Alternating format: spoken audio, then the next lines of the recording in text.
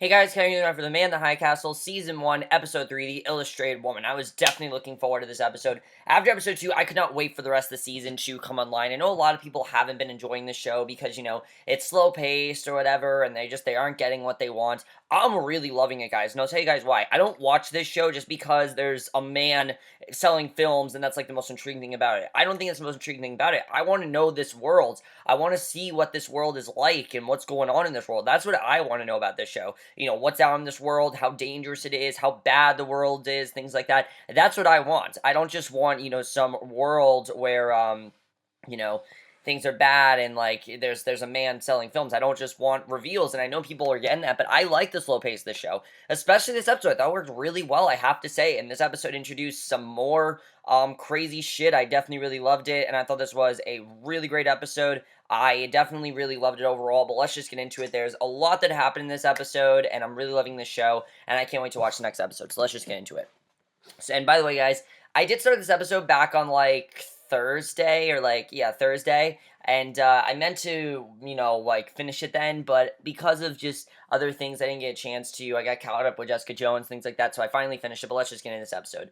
So we start with Joe. He takes Juliana to her hotel room. This is right after she's killed that origami man, and he tells her to sit down and look at him, and he says she's going to be okay, gives her a drink, and she feels regret for killing the man, and Joe says she did what she had to do, and he tells her he killed a man once and tells her about the story from the ambush in the first episode, and she asks him how he lives with that, and he says that it changed him. And this is clearly something that Juliana's never done before. She's never killed anyone. She's never thought she had to kill anyone. She's not used to killing people. But I'm going to say this, I don't think this is going to be the first time Juliana kills someone. I think this is going to become something that she needs to do, especially in the world that she's living in. She clearly hasn't really lived. She needs to kill someone, and it's very interesting that Joe is telling her this. He reads her letter and says he got worried, and he says she realizes that he read her letter, and he says he got worried after she said she wouldn't come back, and he's not angry about it. I was surprised. He wasn't like upset, and it honestly feels like Joe is, like I said, kind of caring about Juliana. I think all this is sincere, and there's not a lot of Joe talking to John in this episode. There's really not a lot of that, so I kind of feel like Joe is starting to really care about Juliana here. So he tells her that there might not be a contact, that her sister would have walked into the same trap. She just, she just did, and she says she has to do this, and he tells her the guy tonight was most likely a Nazi agent, and he says if she knew that both of them would be killed, if anyone ever found out that happened, what happened, she says she never meant, because, yeah, they're both probably going to be killed if anyone ever finds out that they were the ones that killed this man, obviously. They're going to be killed no matter what. So he says somebody's going to come looking for the man, and they can't be there when they do. So basically, I thought that was a really great first scene. You really got into it, and I honestly was really worried for them. I didn't know what was going to happen to Joe and Julia on this episode, I have to say. I thought it was pretty crazy. So, the other person that has crazy stuff is Frank. He goes back to the house, he finds his glasses, however, he keeps thinking about what Kudo and, what Kido and the Japanese did to his sister and kids, and obviously, he wants to get his revenge. I mean, they gassed his family. What do you think? Obviously, Joe wants to get revenge on them. So, Juliana wakes up the next morning with Joe beside her. He asks what's wrong. She says she lost something, a drawing, and he says they have to get going. The clerk's not up yet, so he gives her the key, and she asks what he's doing. He says they're checking out, and she says it's not a good look for them to leave after the man has died, and he says they can't wait around there, and she says they can leave, but not together. And I thought this is a very smart plan she has. Basically, they have a plan to drive out of town, and she stays there for lunch, and then she'll meet up with him. So I thought that was smart of her to do that, and he agrees. He says he'll wait outside, and she gets ready to go to work. So Frank sleeps as Ed comes in, and he says he hopes he didn't scare him and asks if he's okay. He says his door was open and gives him a letter that was on his doorstep, and he sees how badly torn up the apartment is from the Japanese. I mean, if you guys have ever seen anything with Holocaust, you know what they could do. You know what the Kempetai did. Obviously the Kempetai didn't do it, but the Kempetai really torn up his apartment to shreds. I mean, it's really badly torn up, and a lot of damage was caused there. I mean, if you ever seen, they just like kick doors, they force you out. I mean, it's really crazy shit, definitely. But it's hard to believe that actually happened once. I mean, this didn't happen, of course, because this is an alternate history. But if you ever seen Holocaust movies like Anne Frank or something like that, what happened when you were called to like the concentration camps. They would just like force you out. It's really crazy stuff. So Frank reads the letter and Ed asks what it says. He then goes to find his dead sister and her children dead. They give a paper to sign and tells him as an enemy of the state they've lost all burial rights, and they're being like so casual about that. That's what's so like disgusting about this. And they'll be all buried within the next 7 to 10 days, and we'll see even notice about it in the mail. And Frank cries as he looks at their dead bodies. He leaves and has Ed first smoke. Ed offers to light it, and he asks what that was all about. Frank says it's better to not ask. He sees the Kempetai on TV, and Ed says, fuck them, and he says they have to get to work. Frank says he's not going, which Ed is enraged about since he didn't call in sick yesterday, and he says he'll tell them he's so sick he can't make it to the phone, and he doesn't want to have to keep telling them he can't come to work. But of course, Ed doesn't know really about, Frank's situation. He doesn't really know what Frank's gone through. He hasn't really lived it, so Frank can't really say that Ed doesn't, Ed can't really say that Frank doesn't have a reason to not show up to work, because he has all the reason to, honestly. When someone dies, you shouldn't come to work. You shouldn't come to school. Take some time to like reflect over it. I was fine that Frank didn't come to work. Honestly, it was a good idea he did there. So Frank looks at the Japanese. John looks at the man killed by Juliana and is informed that Joe is calling him with a progress report. And is informed, and Joe is calling him with a progress report, and John calls him and is getting frustrated. He's not getting what he wants from Juliana, and Joe says he doesn't know what else to do except show himself and wait. And he asks about the SD, the one that makes the origami, and Joe lies and says he left town, and John says he should be too. And this is interesting, the fact that Joe's lying to John, you can definitely tell that Joe is basically not exactly going to do what John tells him to do. I honestly think that Joe kind of has his own agenda here. And John says he should too. It's been 2 days, and if they're going to contact him, they have done it by now. But the mission is not necessarily a failure since he has left the film, though. Joe points out that wasn't his mission, and John agrees. He says he doesn't understand what he did wrong. And John says he will have a full debriefing when he gets back. He asks if he understands and his orders are clear. And Joe agrees. They say Hail Hitler and hang up. Just the fact they say Hail Hitler is just, it's crazy. The fact they say it when they hang up. So Juliana's again trying to call Frank. He finally answers, and she says she's been so worried about him. And this scene between Juliana and Frank I thought was really great. The fact that she finally got a hold of him after trying to call him. It was nice that they had this interaction here. She says she's been worried about him and tried to reach him a few times, but there's no phone at the campsite. He says she left her necklace, and she says she figured if he saw her, he knew she left, and she apologizes. She asks if he's okay, and he says he's fine. She says she misses him. He tells her he has to go and hang up the call before she can tell him that she loves him, and, of course, Frank didn't see her leave. Frank didn't even know that she left. Obviously, he was worried sick about her, and this is the first time he's talked to her in a very long time, and obviously, it's really sad because, Juliana has no idea what's happened to Frank's family. He doesn't even tell her about it. He probably just doesn't want to cause more stress on her. That's probably why he doesn't tell her, because he knows what she's going through. He doesn't want to go through more stress, and he doesn't tell her what's going on, which is really sad. He should tell her, but he doesn't. So, in Joe's truck, he calls out for the attendant, but no answer. He has a random stranger who just walks away. He sees what looks like a U.S. Marshal who asks for gas, and the Marshal asks Joe who he is, and he says he's nobody, and we meet this character of the Marshal in this episode. Now, the Marshal is pretty terrifying, I have to say. He's very sadistic, he's pretty terrifying, and I think the actor that played him did a very good job here. The Marshal asks who Joe is, he says he's nobody. He asks him to see his ID pairs, but Joe says he has none. The Marshal pulls out a shotgun, and Joe says he needs to get out of the truck. He shows him his ID, and he asks him what's in the truck. He said it's coffee makers, which he doesn't buy. He asks for the gas, and the man, Bucket, is asked if he's seen the man, and asks who he is. He says he's a friend, and he explains to Bucket his origami obsession, and Bucket says that he's seen him talking to Carl at the bookstore. And just the fact that they let someone like this, the Marshal, live in this world really shows how bad the world has become. I mean, nowadays, we would just do whatever we can to get someone like this out of here. I mean, this man is a serial killer. That really is who he is. This is a man that, if you don't do what he tells you to do, he will kill you. He's a bounty hunter. Even though he's called a Marshal, he is a bounty hunter. So it's very interesting. So Juliana's at work. Joe comes in. She says she thought he was leaving, and he says to pour coffee. She asks what's going on. He tells about the Marshal, and he says he's going to figure out fast that the man is dead, so they need to leave to get rid of something first, and she says she'll meet him out back. Her boss informs her she needs to be careful with who she makes friends with out there, and she says he's not so bad. He says he's not her friend, and Joe goes to his car. Bucket tells him it's going to be 12 marks, and Joe asks if he knows how much gas money costs in the Reich, and Joe asks who this man is. He says he calls himself the Marshal. He's just a bounty hunter and likes to call himself that, and he tells Joe he needs to steer clear, and Joe thanks him. So then we get this really crazy scene between the Marshal and the bookstore clerk Carl. So he goes into the bookstore and asks Carl if he smells what he's smelling, and the Marshal says he probably doesn't notice since he spends so much time in there. It's the smell of old books that distinct of their owner for various reasons. He says he's looking for a friend of his that he was supposed. By the way, I love the score to the Marshal. So creepy, really. I really got like a Hannibal feel listening to this score. I mean, who knows what this Marshal is capable of? Honestly, who knows? I mean, he's really crazy, and just the fact that we have him on, and I like that we actually, the neutral zone is not safe. I mean, we thought the neutral zone was safe, but no, the neutral zone is just as bad here, honestly. The neutral zone is probably even worse because you didn't have this Marshal here. This Marshal that's just killing people and doing whatever he can to kill them. And we don't know who he wants to kill. We don't exactly know what he wants to do. But just the fact that we have him, the Kempetai, and we have the Nazis all in this one world really shows how much the world has gone to shit, honestly. It really shows that here.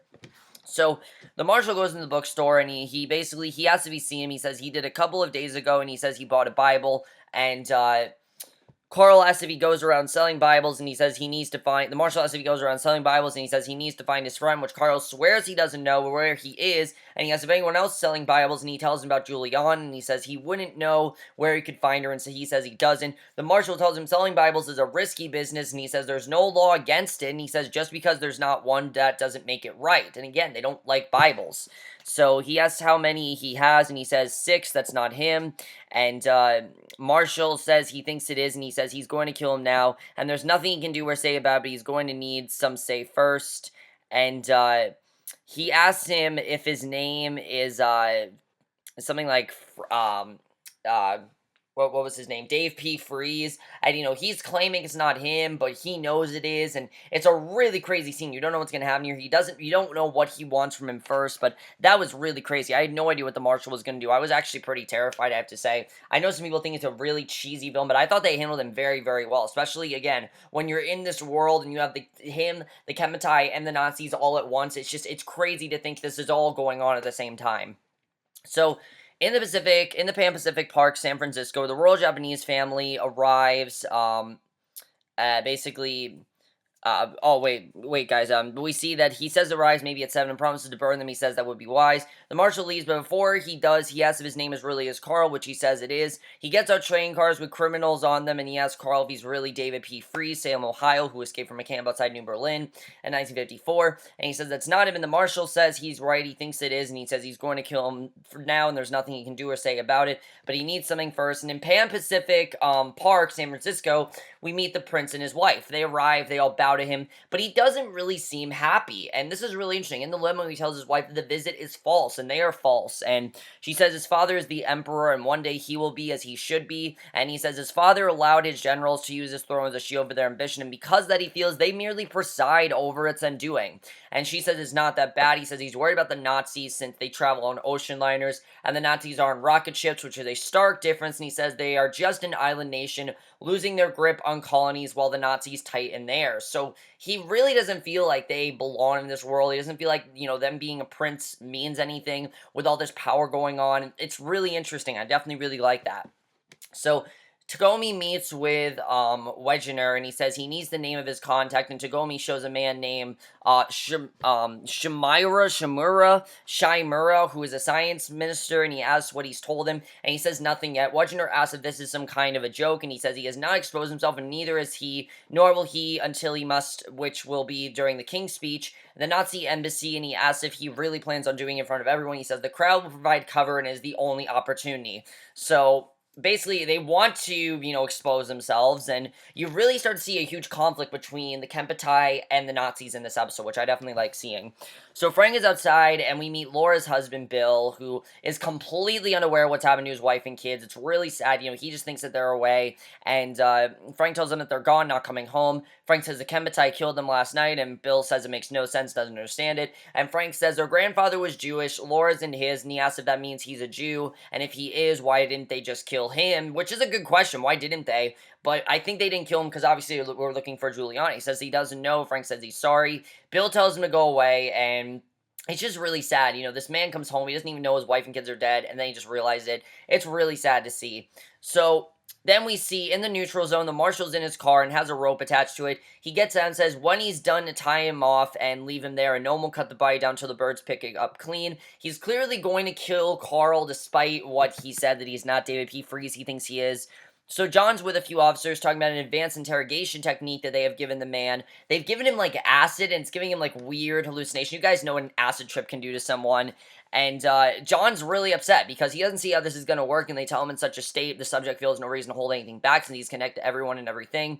He asks the man a question, and all the man says he has a halo. They tell the medication often induces hallucinations. They ask for the name of his informant. He says he's an angel. He tells them to bring him out of it, and they say they can't do it. He says once administered, it takes hours for the medication to wear off. And John's infuriated that they've rewarded this man because this is supposedly the man that he thinks ambushed them, that ambushed him, that tried to kill him in that car. That's who he thinks this is, and obviously he wants to kill this man. So he's really upset. He walks away, and Joe and Juliana go near where the man was killed. He's still laying on the rocks, and Joe says he'll take care of it, but Juliana wants to. Again, you really see that independent side of her here. You really see throughout this whole episode. He says they need to find his keys, and she asks if they're still on him. He said they better be. He says they need to move his car. She goes into the pockets. Obviously, they don't want the Marshal to find this man, so because, they know that something bad could happen to them if they find this man, so they're going to try to just make it seem like he's gone. So she goes in the pockets and finds them, and then Joe puts the man's dead body into the river. Frank watches the Japanese, and I thought that was a really great scene the way they did that. So Frank then watches the Kempetai, and a woman comes up to him and asks him for a smoke, and he says he doesn't smoke, and she says he'll live longer that way. He says he's not in the mood for small talk, and she says she understands and doesn't blame him after what he's been through, and he says he's lucky to be alive, and she says that, Keto released him only because he wants to find his girlfriend, and he says he doesn't want any part of their movement or whatever else they want to sell. She smokes, and she asks what Randall said to him and to them. He says he was in the next cell and he didn't say anything, and that's why they shot him. She tells him they're on the same side, and he says they're not because they killed his sister and kids, and she says it was not their side, it was the pawns, and says a lot of them paid a price like him. She says she lost her husband and 2 brothers, and he says they come at them with guns and gas chambers, and they just aim a movie at them. This is clearly a woman from the Resistance, and Frank doesn't want anything to do with the Resistance because they're not really doing anything. Yeah, it's true, they're the Resistance, but they're not doing anything. They're not fighting against the Kempetai. They're not fighting against the Nazis. They're really not doing anything here. And she said they weaken the Japanese too much, and they're begging Berlin to drop another bomb. She says the films are more important than he knows. He leaves, and he just doesn't want any part of this. He doesn't want to hear about the possibilities. He just wants them to take action, which is understandable. I mean, after a tragedy like what happened to Frank, why wouldn't you want them to do something? So the Nazis meet with the Kempetai and tell them that they're honored he could visit them, and he says their solidarity between their nations is foremost in his mind, and it's time that they greeted their subs in the Pacific States in person. They request the prince cancel his public address outside the embassy, and Tagomi says it's not a proper request to be made in the presence of the king, and he says he wants to hear why from the person making the request. And Deals says he has received word from New York that the resistance are stepping their attack, and the prince thanks him for his concern, but they all provide excellent security. And Deals says they have obtained evidence that the resistance are in possession of false travel papers, and this is all bullshit. They don't believe a second of this. They think that the Nazis are just trying to upstage them. They think the Nazis are just threatened by them. I mean, obviously, they don't really trust the Nazis here. So remember, the prince was worried about the Nazis, so the prince thanks them for their tea and their hospitality, and their wife tells Tagomi it was nice to see him again. For whatever reason, the wife knows Tagomi. I don't know how, but she knows him, and if he's coming to see them this evening, he says it would be his honor. Tagomi asks Keto if he is aware of the threats Deals mentioned. Keto says there are many threats, not just from the Nazi agents seeking to destabilize them and blame their crimes on subversives. He asks if he's comfortable with the crown prince proceeding. He says the Imperial Guard vouched for his safety, and he asks about the false travel papers and who might be carrying them, or in fact they exist. And Keto says matters of internal security do not concern the trade ministry, and obviously I don't really think anything of it. So this is probably going to end up really bad for the Kempetai. I don't see things going well here.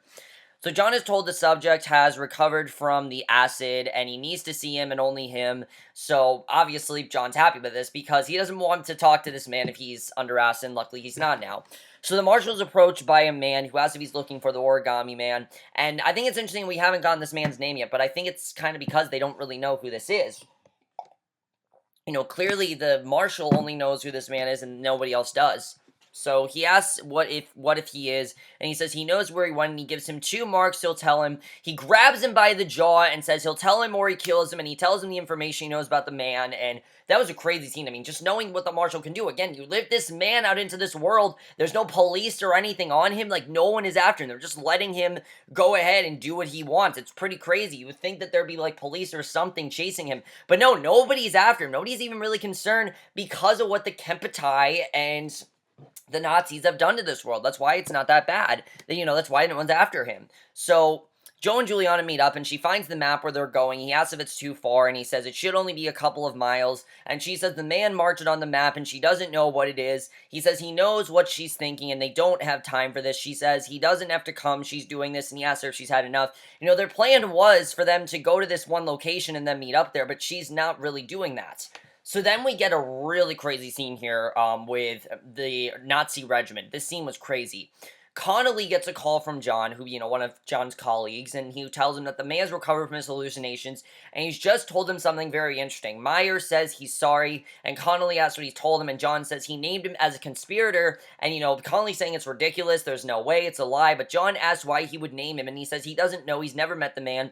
John says an informant doesn't have to meet his co-conspirator, he just has to pass on the information such as the root of his car, and again, I really got that, Adolf Hitler feel out of John in this episode. I mean, this was a really crazy scene. I mean, just John's voice in general, his calming voice, that's kind of what made this so creepy. And Connolly says he's only been loyal, and whatever Meyer says he's lying. John doesn't think so, since he gave him a very detailed account, and one of them comes up to Connolly, puts a gun near the back of his head. I honestly thought they were just gonna kill Connolly there, and he insists it's not true. Wants Meyer to tell him it's not true. There's no proof, and John asks if he's a fool. He says to just tell him he's lying. They fire the gun, but there's blanks in it. They obviously didn't think he did it. So Connolly beats up Meyer. Connolly says he knew he was lying, and John says he suspected it. He may be relieved, but they still don't know how they got to them. And, he needs to know, how did these men attack them? Why did this happen to them? They don't know what's going on there. So I don't know if these men have, connections to the Marshal or something, but I definitely feel like it's either the Kempetai or the Marshal that are responsible for this. I don't know which one, though. So Frank meets with Bill in a very tragic scene. He asks him to come in, and Frank asks if he wants a drink. Bill says he's just been to the Kempetai, and they didn't tell him exactly what happened, but they didn't say it wasn't about Laura and the kids. It was about his crazy fucking girlfriend, and this is all his fault. She and Trudy did something to drag the rest of this into. That's the only reason they're dead, and Frank talks about how they tortured him and beat him, and Bill asks what it was for, and he says it was for information he couldn't give them, and Bill asks if he couldn't or wouldn't, and Frank says he did not kill Laura and the kids, the Kempetai did, and Ed says this is their country, and he needs to understand that, and, Bill says that, not Ed, I threw out Ed by mistake. Bill says that Frank always wanted to have children, he hopes he does, and he hopes they're taken from him like his family so he could feel the same pain he's feeling, and it's pretty clear that Bill probably is never going to be the same happy man again. He's just lost his kids, he's lost his entire family, he's probably never going to go back to that happy man he once was. So Frank sees a video about the crown prince and princess, and the Marshal gets out of his car and finds a paper on the floor, which I knew was going to be important. Remember that paper, like I said, that fell on the floor in the second episode that I said I think is going to be important because they showed it? It is, because it's from Juliana. It's a sketch of Juliana, and he says that she's a pretty girl, and obviously he's going to go after Juliana. That's pretty short. You can definitely tell that's what he's going to do here, that he's probably going to go after Juliana.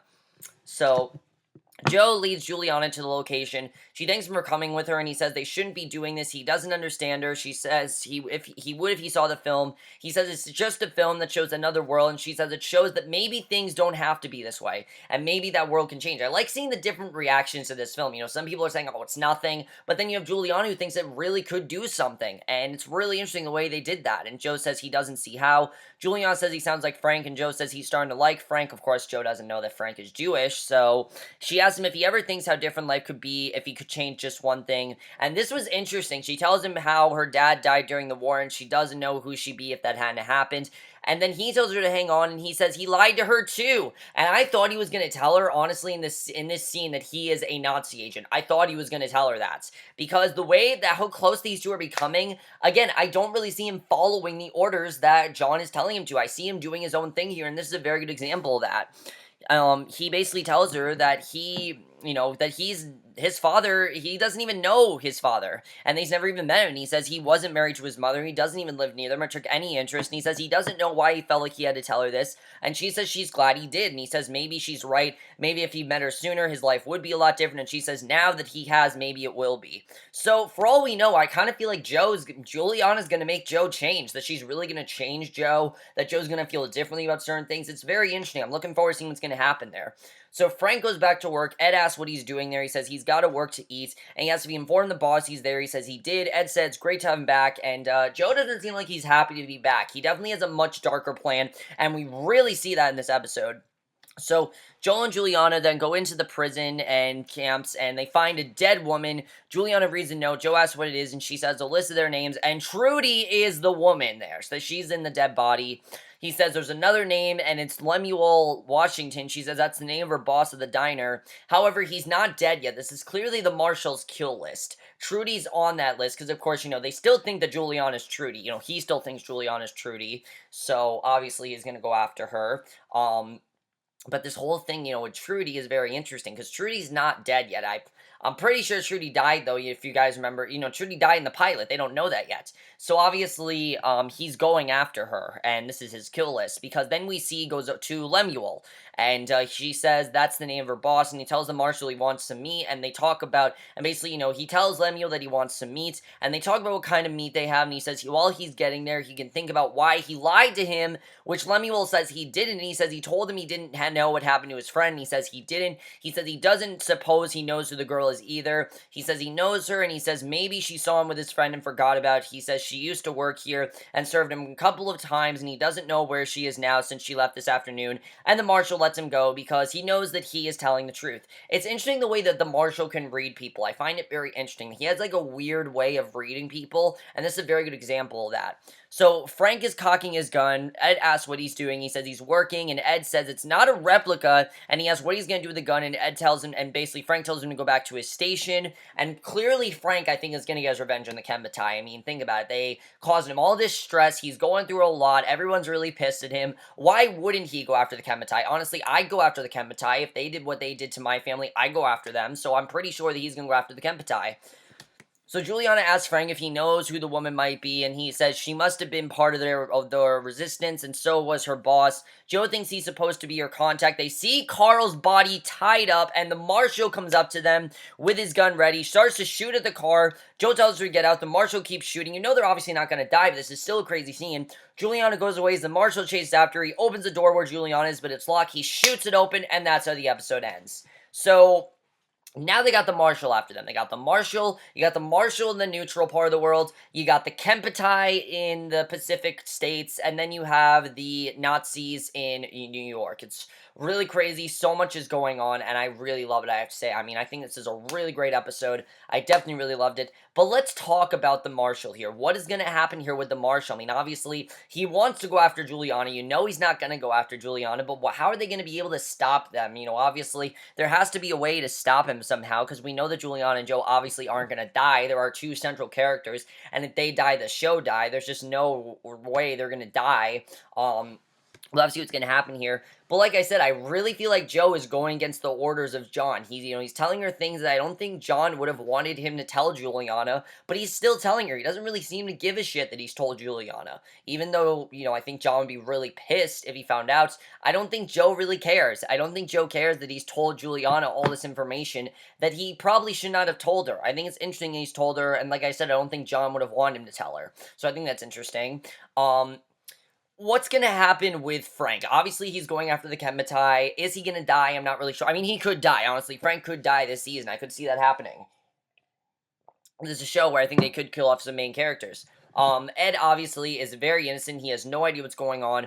How is Frank going to handle all this? I'm not really sure. We're going to have to see what happens. Well, this is definitely going to be very interesting. I'm definitely interested in seeing what they're going to do with this whole storyline. Definitely, it's going to be interesting.